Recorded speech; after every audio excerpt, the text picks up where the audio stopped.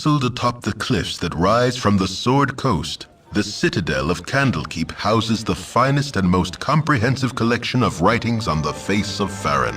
It is an imposing fortress kept in strict isolation from the intrigues that occasionally plague the rest of the Forgotten Realms. It is secluded, highly regimented, and it is home. Within these hallowed halls of knowledge, your story begins. You have spent most of your 20 years of life within this keep's austere walls, under the tutelage of the sage Gorion. Acting as your father, he has raised you on 1,000 tales of heroes and monsters, lovers and infidels, battles and tragedies. However, one story was always left untold, that of your true heritage. You have been told that you are an orphan, but your past is largely unknown. Lately, Gorion has been growing distant from you, as if some grave matter weighs heavily on his heart. You have asked about his concerns as gently as possible, but your queries have been in vain. Your sole comfort is the knowledge that he is a wise man, and you know he will tell you when the time is right. Nonetheless, his silence is troubling, and you cannot help but feel that something is terribly wrong. Today, Gorion has appeared more agitated than ever, and now he has uncharacteristically interrupted your chores in the middle of the day, imparting hurried instructions for you to equip yourself for travel. He has handed you what gold he can spare, but given no clue as to why. Nevertheless, you now stand before the Candlekeep Inn, ready to purchase what you need for an unplanned and unexpected journey. Hey, it's me, Emmoen.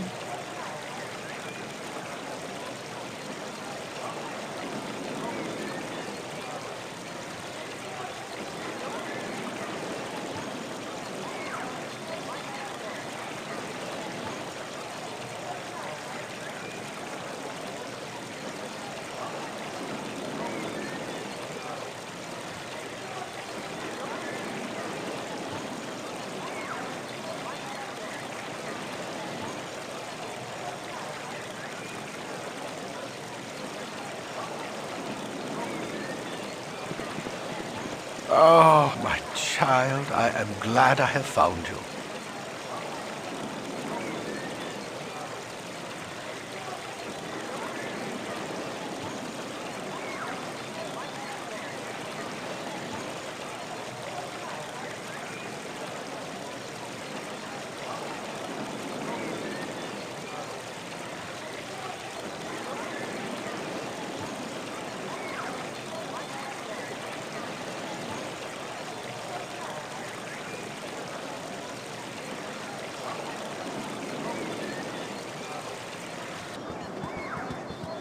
Listen carefully. If we ever become separated, it is imperative that you make your way to the Friendly Arm Inn. There you will meet Khalid and Jahira. They have long been my friends, and you can trust them.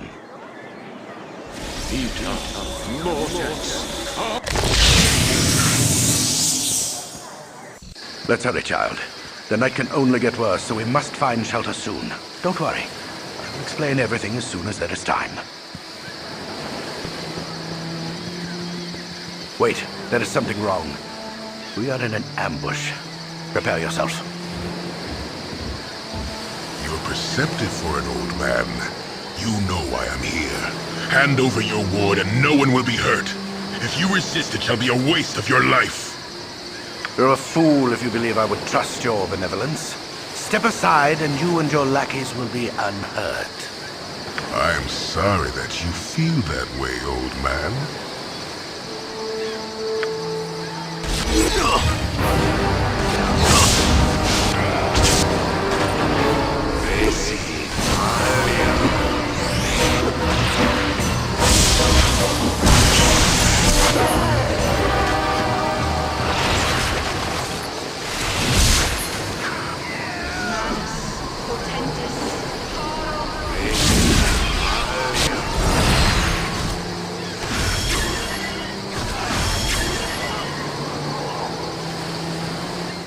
Dorn is especially cruel this morning.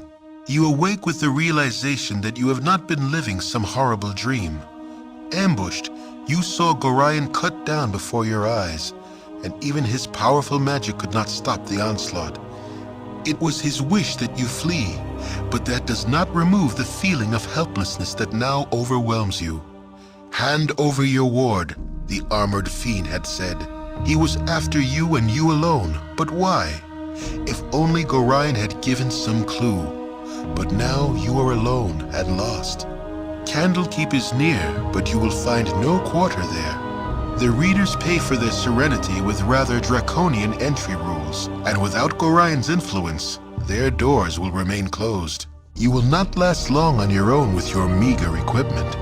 Perhaps you can get some help from the friends Gorion mentioned, the ones at the Friendly Arm.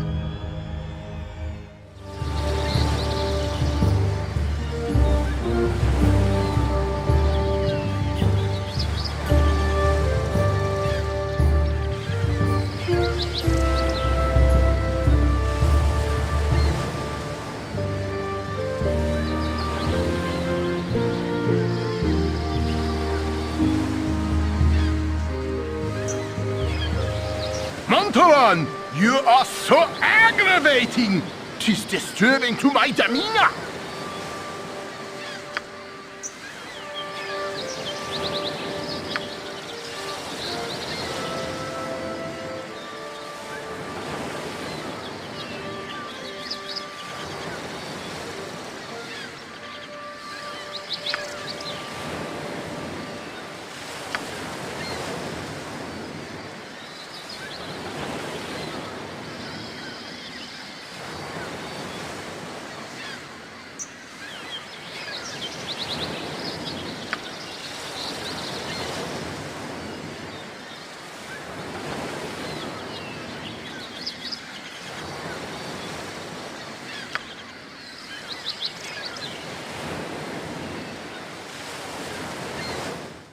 Oh, there, wanderer.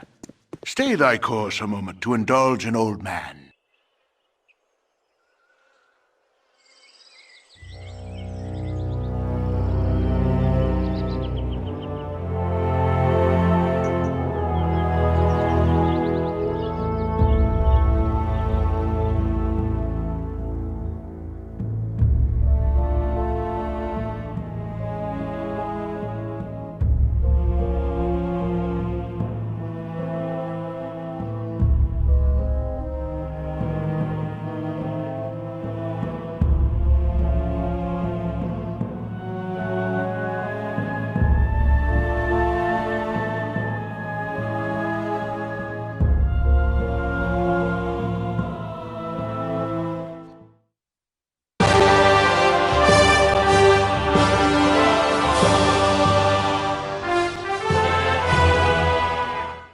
Hi, friend.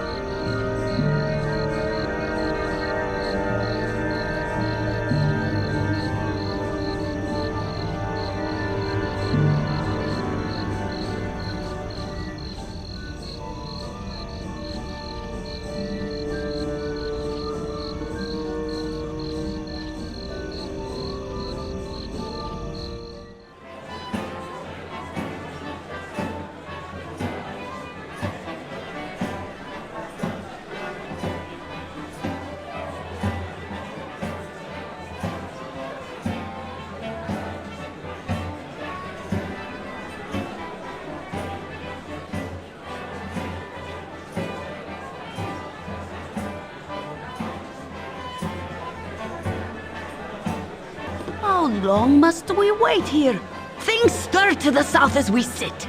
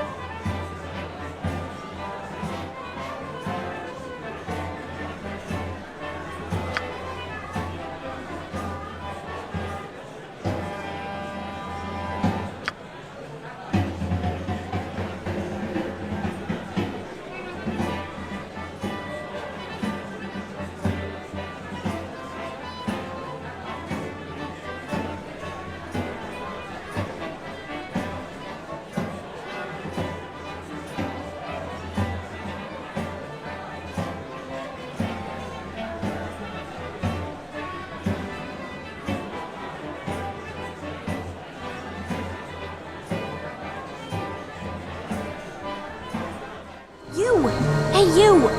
Yes, you! I don't see anybody else around here. A little help, please? There's bandits. Vicious, magic bandits. They must have gone to advanced bandit school or something. They're trying to capture me. My hero. Now where are the rest of your men hiding? I'll be honest. I was betting on you having a legion of soldiers because you'll need it and... Oh goodness, they're here!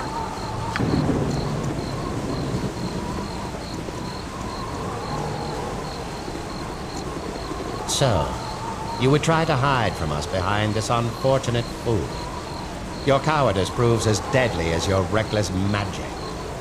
You're the one trying to capture me! And I still don't know what you want, so I'd rather not let it happen. Get out of here before me and my new friends decide to eject a fist into your mouth. You there, stand aside and give me the girl. Surely you won't risk your life for a stranger. By my right as a wizard of Fae, we must study her anomalous power, whether or not she comes willingly. I shouldn't be surprised that one as uneducated as you cannot spot a wild mage when you see one. The spells cause more harm than good. We must extract her secrets and, of course, prevent her from harming herself or others. I have said enough. Hand her over. If you wish to die for this wild mageling, so be it. Away with you, you pompous creep! What? Not again. Kendall, where did you go? We can't let her escape. Slaughter them all, and we'll sort this out once we find him. I am really sorry about what just happened. I didn't want to involve you, but if I hadn't run into you when I did, they'd be elbow deep in my brains right now. Since you were kind enough to save me from those wizardly thugs, I was wondering if I could stay with you for a while. For your protection, as well as mine. I swear, I'm quite a skilled spellcaster. I can hurl a fireball like you wouldn't believe. Fantastic! Let me just get my... well, nothing. I'm ready to go now.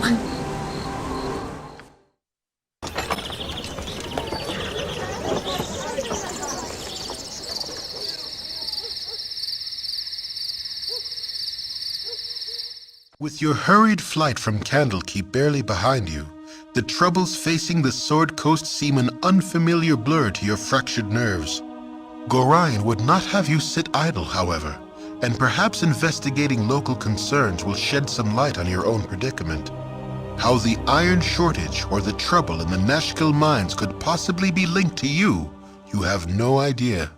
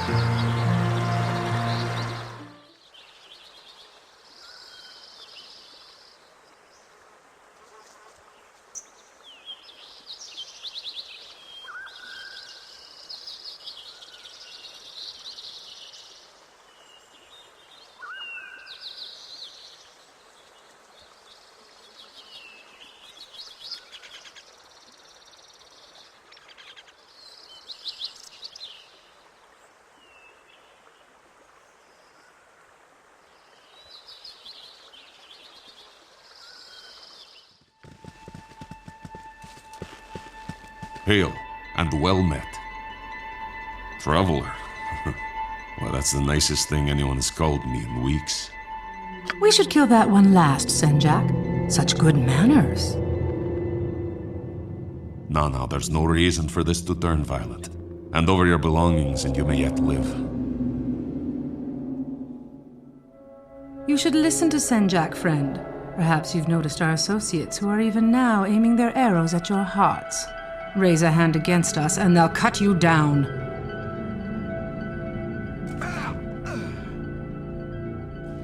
Now then, empty your pockets. What's going on back there? This is impossible. Senjak! Dorothea!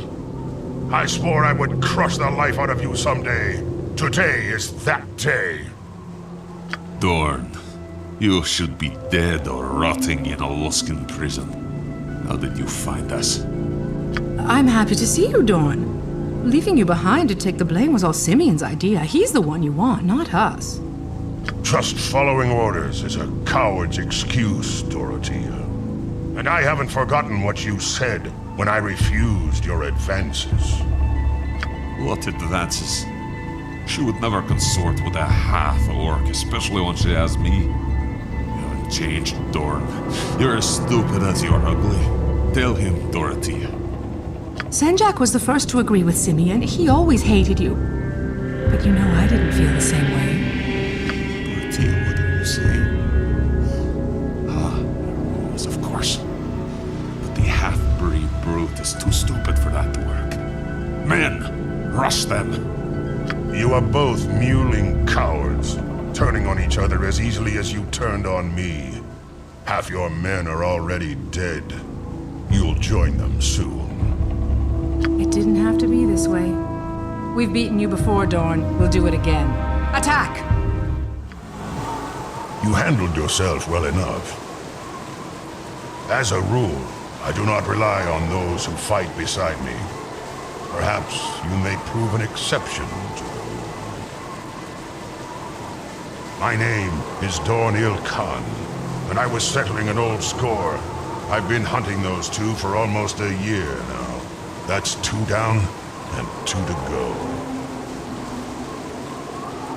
My powers are none of your concern, unless you are looking for a strong arm to join you. Wait, are you... I've heard of your prowess. Traveling with you might help my vendetta, and my powers could certainly help you. You shouldn't make a habit of committing mistakes like this. They add up. If you change your mind, I shall be at the friendly army. So you want to take a look at me mine, do you?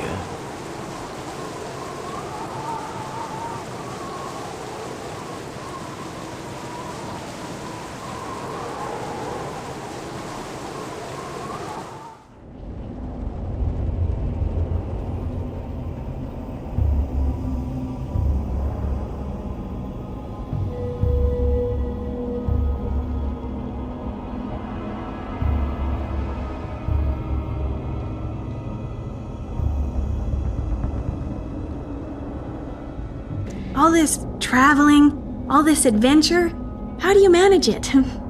Until now, I was barely able to keep my head above water. Yet here with you, it seems almost easy.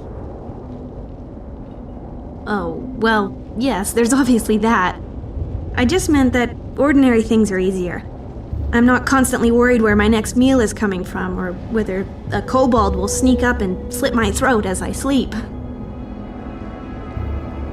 Yes, rocks for a pillow, eating clay, all that and more. My fortune seems to have come in waves. Has ever since High Forest. That's me, born and raised in the thicket. At least until my mistakes piled up high enough to come crashing down on me. A maiming or two, if you don't count the second-degree burns. Completely accidental, and everybody lived. Well, at least I'm pretty sure everybody lived. You really know how to get someone to open up. Why, yes, let me just share intimate details about my past. You put me right at ease. During our magical training, we were supposed to summon a sphere of fire. And mine got away from me somehow. One moment I was concentrating, the next moment my classmates were rolling on the floor screaming. Of course I can blame myself. Accident or not, I should have been more careful. I could have taken responsibility or at least fetched a bucket of water. Instead, I ran away, terrified of what I'd done.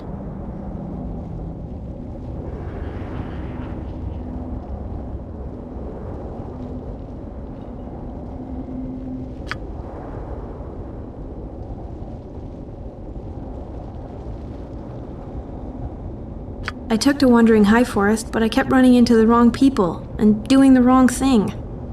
Eventually, Turlang the Treant grabbed me and said, "Take a hike." Well, maybe not in those words exactly. And so I left High Forest. I've been wandering for a while now. I've got a few ideas for a destination, but I'm still considering them. Come, let us continue this journey together.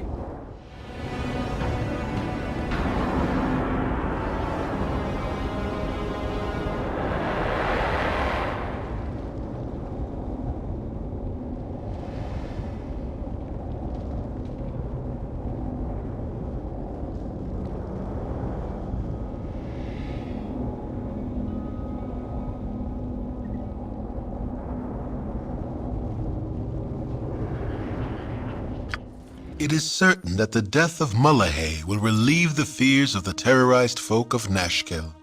But you remain uneasy.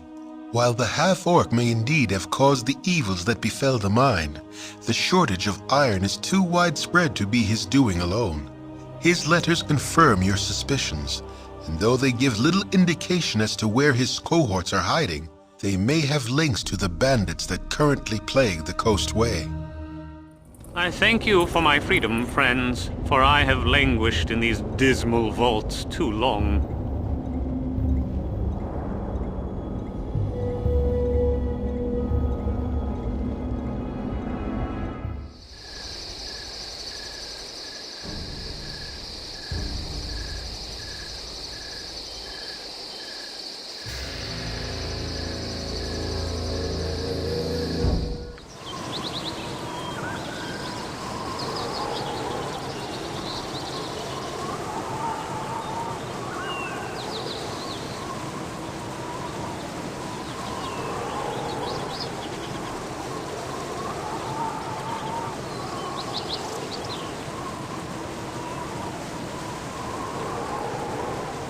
By the ice breath of Aura, 'tis good to see new faces and taste freedom again.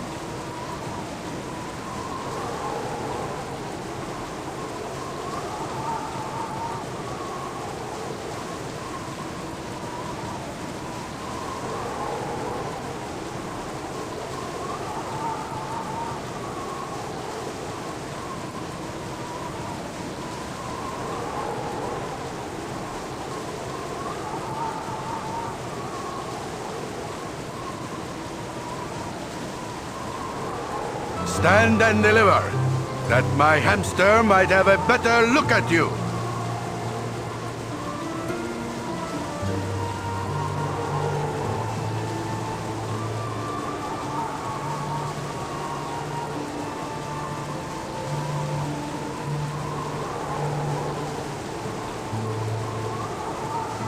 I am death come for thee. Surrender, and thy passage shall be quicker.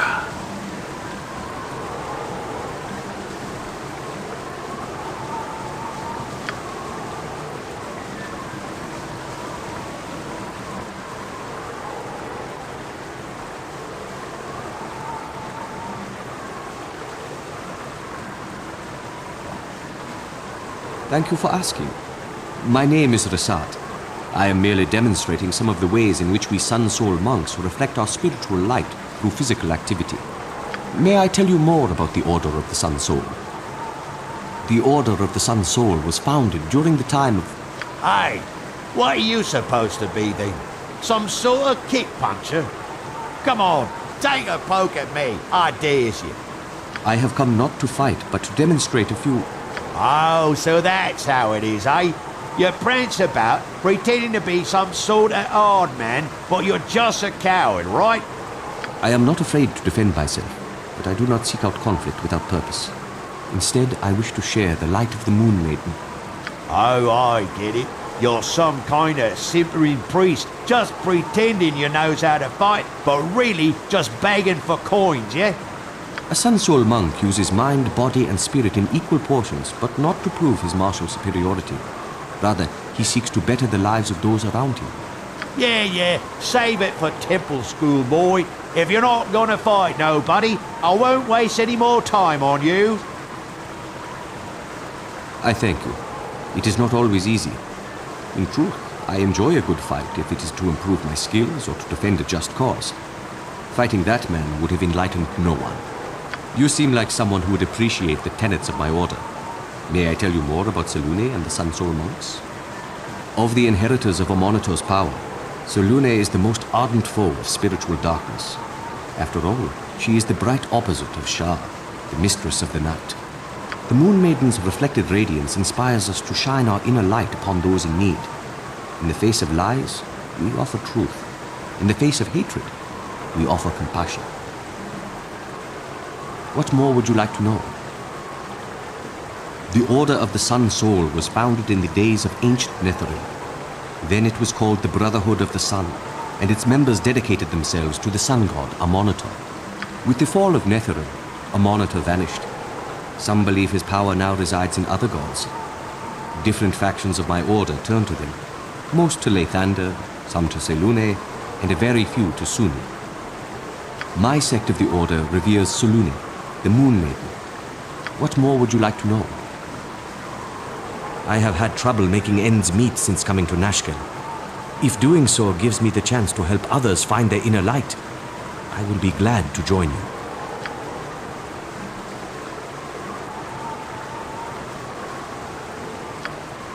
You do not dream often, but tonight the visions are vivid indeed. Long have you walked, but now you find yourself back amidst the stones of Candlekeep. Your former home looms before you, but the gate is closed and barred. Over the walls there is a candle in your old room, but as the light goes out, the bricks surrounding the window closes together. The very walls conspire to keep you at bay. A familiar voice startles you. Though it is calm and caring, you cannot go back this way, child. You must go on. Gorion forms before you, and though his image should be comforting, it seems but a shade of his living self. He is dead in your dreams, as in life. The phantom of your foster father gestures toward the blackness of the wood, as though it should be inviting. Perhaps it is, in a way, but the traveling will be hard. As you think this, a smooth and obvious path becomes clear out of the corner of your eye. It seems meant for you, pulls at your very being, and promises to quickly lead you away from the life you once led. Perhaps this would be for the best, but it is a bit too convenient for your liking. You do not wish to dwell upon the loss you have endured, but neither should it be forgotten. Gorion smiles and fades away. The pull becomes a push, but you turn away, steadfast in your new direction. The way is not quite as clear, but it is sure to be interesting nonetheless. A whisper follows as you stride away, something vestigial and sinister that you recognize, but yet have never heard. You will learn. You don't look back. You appear troubled. Does a shadow lie upon your soul? It seems so long ago that I first joined the Order. Thinking of those days revives fond memories, even as it reminds me of those precious things I have lost. My mother gave up her own life to give life to me. Without her help, my father struggled to raise me and my older brother Gamaz. Life in Calamport is hard for those not born to wealth and privilege. When he could no longer pay his rising debts, my father was condemned to the Arena Efretum, where he fought and died for the entertainment of the people. His death left Gamaz and me to scratch out a life upon the streets. We helped each other as best we could, begging, serving, and yes, sometimes stealing. One day, Gamaz was caught with his hand upon the purse of a Sun Soul monk.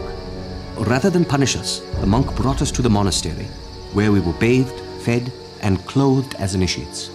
From that day forward, we learned the mysteries of Selûne and trained our bodies, minds, and spirits to spread her light to others. Indeed, Selûne blessed Gamaz and me the day we met that monk. From that day forward, the light of the goddess brightened our existence. How may I enlighten you? While divided by distance and allegiance to 3 different gods, the various sects of the Order of the Sun Soul cooperate across Faerûn. When the sect in Athkatla ceased responding to messages, my masters in Calamport sent 10 monks to investigate. Gamaz and I were among those chosen to set sail for Arm. We found the monastery abandoned. The nearby residents we questioned about the mystery changed the subject or fled. For weeks, we continued to investigate. At last, through stealth, subterfuge, and patience, we began to overhear rumors that agents of Shah, the mistress of the night, had murdered all the Sun Soul monks in Athkatla. The local residents feared Shah too much to speak with us. But again and again, we overheard one name uttered in fearful whispers. Alogoth. Who he is, what he did to the monks in Athkatla, or where he has gone, I cannot say. The trail is lost, unless I stumble across the name Alogoth again one day. Thy decency is refreshing. So many we meet are lacking.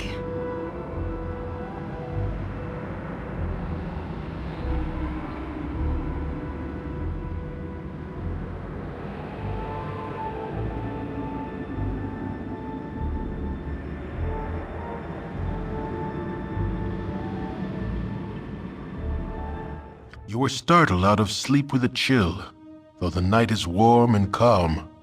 It is though someone has walked across your grave, and for a moment you wonder if it was you.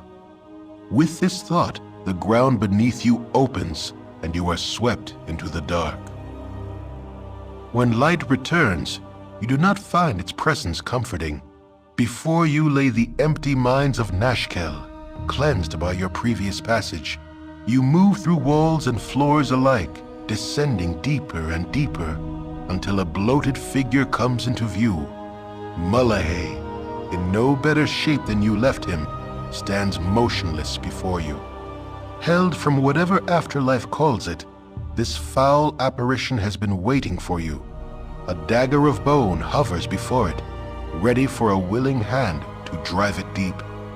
Had this creature breath, you are sure it would be hurling curses. It waits for the kill, a death beyond death, and knows no hope. You turn your back on the blade, and it clatters to the floor. Punishment enough shall find this creature in the land of the dead. You need not inflict any more upon him. Surprised and thankful, the visage of Mullahay hobbles forward and through you, off to whatever fate it deserves. Perhaps for safekeeping, it leaves a part of itself behind. It is a spark of hope that fills a space within you, a dagger-shaped hole you did not know was empty. There is a cry of rage from the depths, and the dagger of bone launches itself through the air, your heart its target. You awake just as it should have struck, and the cold sweat that covers you stings your eyes. A disapproving voice lingers in your ears, though it should have disappeared with the dream.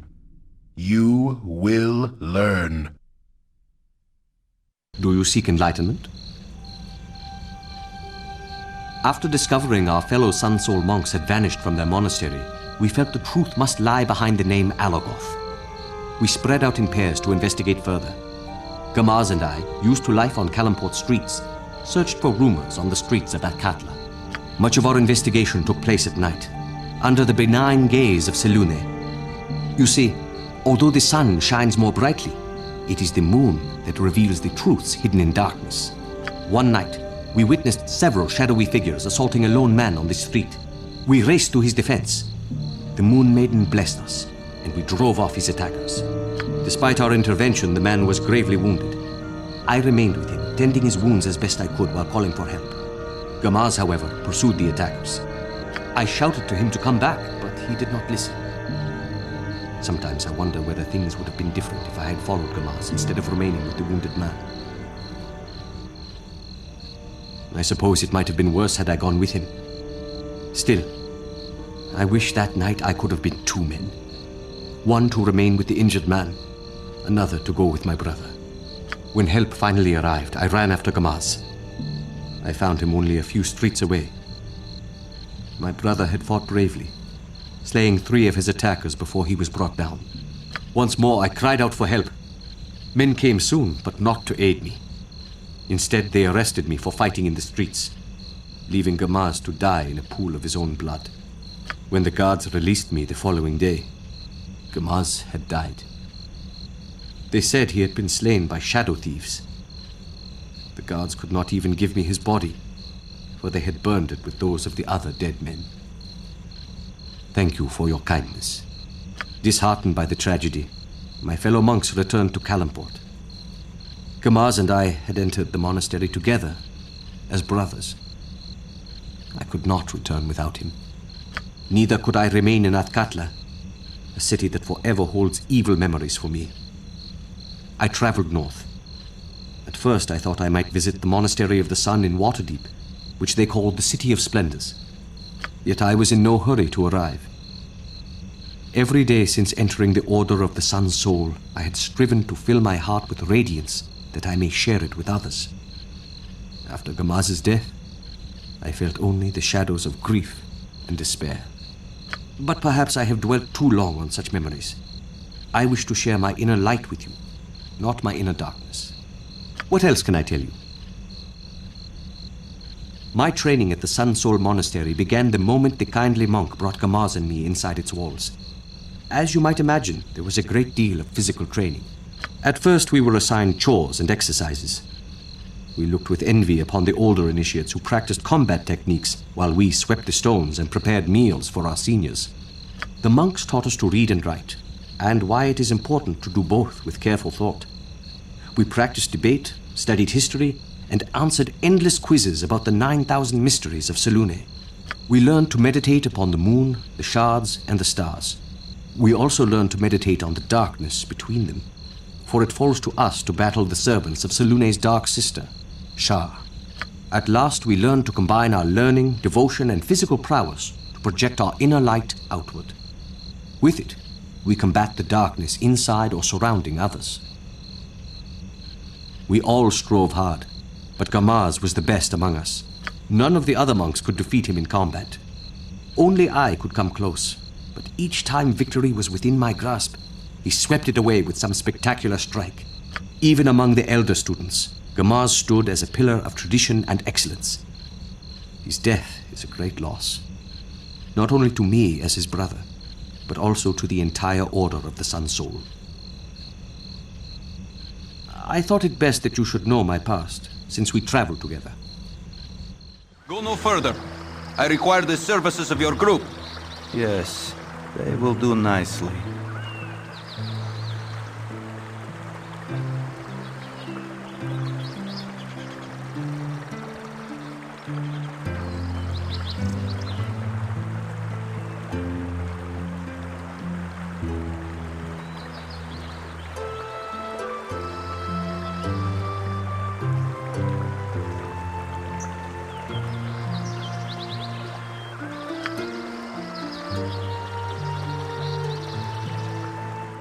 So, after giving it some thought, I want to ask you a favor.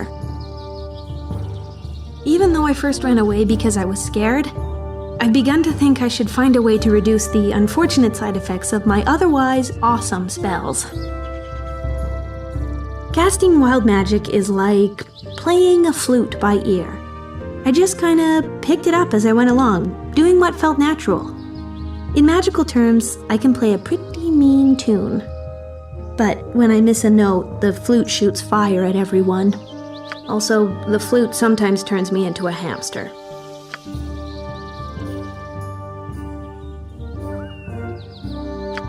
Promise to keep him away from me if it does happen again. Anyway, wild mages tend to keep to themselves for obvious reasons, but I've heard about one nearby. They say he's very old and wise. Hey!